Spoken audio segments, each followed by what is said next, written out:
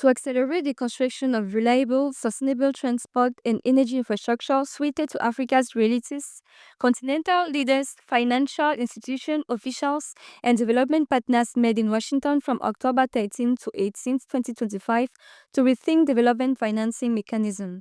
The situation is clear: less than 40% of Africans have stable access to electricity, road and rail networks remain fragmented, and logistic costs between neighboring countries are among the highest in the world. According to the African Development Bank, the continent loses about 2% of its GDP each year due to these deficiencies. I think the key thing to take away from this is the need to mobilize both domestic capital and international capital to fund Africa's transformation and prosperity. And we had several interesting ideas exchanged, and we're keen to work with the group, and we're also keen to work with former President Obasanjo to improve advocacy. Discussions focused on creating new financing instruments such as African sovereign funds and public-private partnerships within the framework of Agenda 2063, which aims for an integrated and resilient Africa.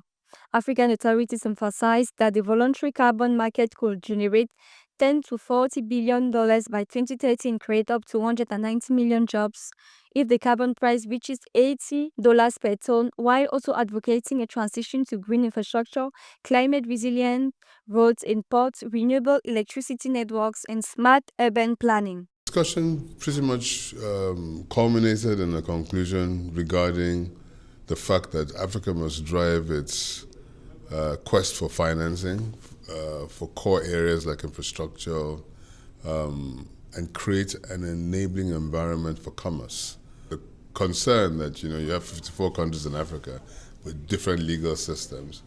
If Africa's infrastructure challenges are addressed by 2063, the economic gains could be substantial. A study by the African Union estimates that an annual investment of $155 billion in infrastructure could increase the continent's total GDP by $2.83 trillion by 2040, more than double the 2024 GDP.